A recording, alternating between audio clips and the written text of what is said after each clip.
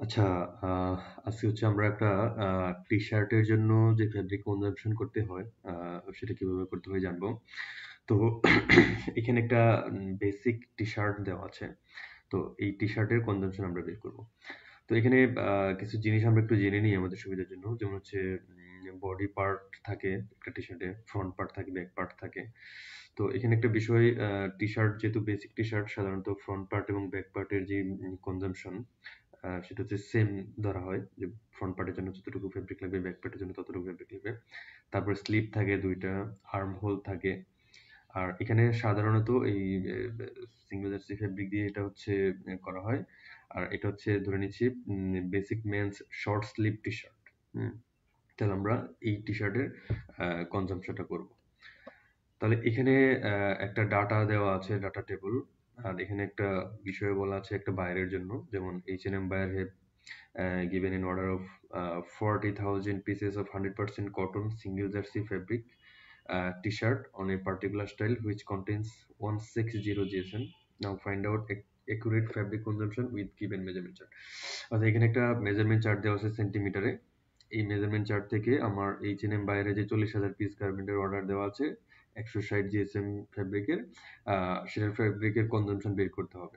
তো 40,000 piece garment বানানোর জন্য আমাকে কতটুকু ফেব্রিক লাগবে সেটা আমাকে বের করতে হবে। তো এখানে সাইজ চার্ট দেওয়া আছে, small, medium, large, extra large, double extra large, এবং হচ্ছে সাথে কিছু অ্যালাউন্সও দেওয়া আছে। তো এখানে আমাদেরকে একটা জিনিস মনে রাখতে হবে, আমরা যখন কনজাম্পশন বের করব তখন প্রত্যেকটা সাইজের ইন্ডিভিজুয়াল বের করতে হবে না। মাঝামাঝি যেই সাইজ আছে মোটামুটি মিডল লেভেলের, সেই সাইজ ধরে হচ্ছে আমাকে কনজাম্পশনটা বের করে নিলেই হবে।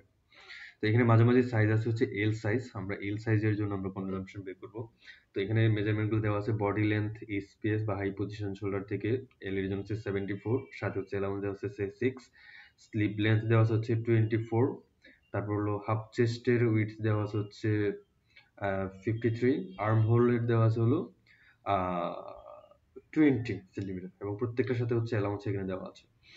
তাহলে আমরা এটা সলিউশন করতে চাই, আমরা এল সাইজকে কনসিডার করেছি বডি মেজারমেন্ট ফ্যাব্রিক কনজাম্পশন করব। তাহলে ফ্যাব্রিক কনজাম্পশন আমরা বের করতে হয় সাধারণত পার ডজন। প্রথমত আমাকে ফ্যাব্রিক কনজাম্পশন বের করতে হচ্ছে পার ডজনের জন্য। তাহলে আমরা পার ডজনের জন্যই করি প্রথমত। সূত্র হচ্ছে body length plus sleeve length plus allowance into half chest plus arm whole plus allowance into 2। এখানে এই 2টা দিলাম হচ্ছে আমার প্রত্যেকটা কম্পোনেন্ট সাধারণত দুইবার করে আছে, যেমন বডি ফ্রন্ট পার্ট এবং বডি ব্যাক পার্ট আমরা সেম মেজারমেন্টের জন্য লিখতে পারি। তারপরে স্লিভ আছে দুইটা, হ্যাঁ, এই জন্য হচ্ছে আমরা এখানে 2 দিয়ে গুণ করলাম। আর 12 দিয়ে গুণ করেছি হচ্ছে আমরা এক ডজনের কনজাম্পশন বের করার জন্য। জিএসএম দিয়ে গুণ করেছি হচ্ছে আমরা এটাকে ওয়েট ওয়েট ওয়েটে নেওয়ার জন্য, ওয়েট। আচ্ছা, তাহলে এখানে একটা 100 দিয়ে ভাগ করলাম হচ্ছে আমার যে সেন্টিমিটারে মেজারমেন্ট গুলো দেওয়া আছে সেই সেন্টিমিটারটাকে আমরা মিটারে নেওয়ার জন্য, যেহেতু এখানে জিএসএম এর মধ্যে হচ্ছে গ্রাম পার স্কোয়ার মিটার আছে। তো মিটারে কনভার্ট করার জন্য একটা সেন্টিমিটারকে 100 দিয়ে ভাগ করলাম। এখানে আরো একটা মেজারমেন্ট আছে গুণ দিয়ে, তো এটাকেও সেন্টিমিটারে কনভার্ট করতে হবে, এই জন্য আমরা আরো একটা 100 দিয়ে ভাগ করলাম। আর 1000 দিয়ে ভাগ করলাম হচ্ছে জিএসএমটা ছিল হচ্ছে গ্রাম পার স্কোয়ার মিটার, গ্রাম। তাহলে সেই গ্রামটাকে আমার আসলে কেজিতে কনভার্ট করার জন্য হচ্ছে আমরা 1000 দিয়ে গুণ করলাম। ইনটু হলো একটা ওয়াটেজ থাকে 5 to 10%, যেকোনো একটা ওয়াটেজ যেটা মেনশন করা থাকবে, বা না থাকলেও 5 থেকে 10% এর মধ্যে একটা ওয়াটেজ আমরা নিয়ে নিব।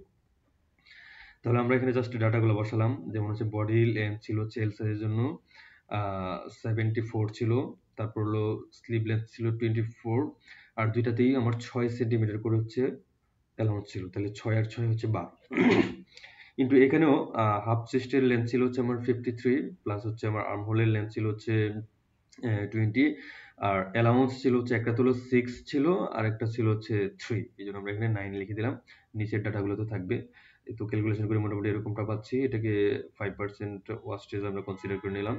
তাহলে 3.63 কেজি ফর ডজন, অর্থাৎ এক ডজনের জন্য হচ্ছে আমার 3.63 কেজি ফ্যাব্রিক লাগতেছে। তাহলে যেহেতু আমার এখানে 40,000 পিসের অর্ডার ছিল, সুতরাং আমরা উইকিক নিয়ম অনুসারে 40,000 পিসের জন্য যে পরিমাণ ফ্যাব্রিক লাগবে সেটা হচ্ছে আমরা এখানে ক্যালকুলেশন করে বের করতে পারি। তাহলে এখানে মোটামুটি দেখা যাচ্ছে যে এই 12,100 কেজি ফ্যাব্রিক লাগবে আমার মোটামুটি এই 40,000 ফ্যাব্রিকের 40,000 পিস টি শার্ট বানানোর জন্য। তো হোপফুলি বোঝা যাবে। থ্যাংক ইউ সবাই।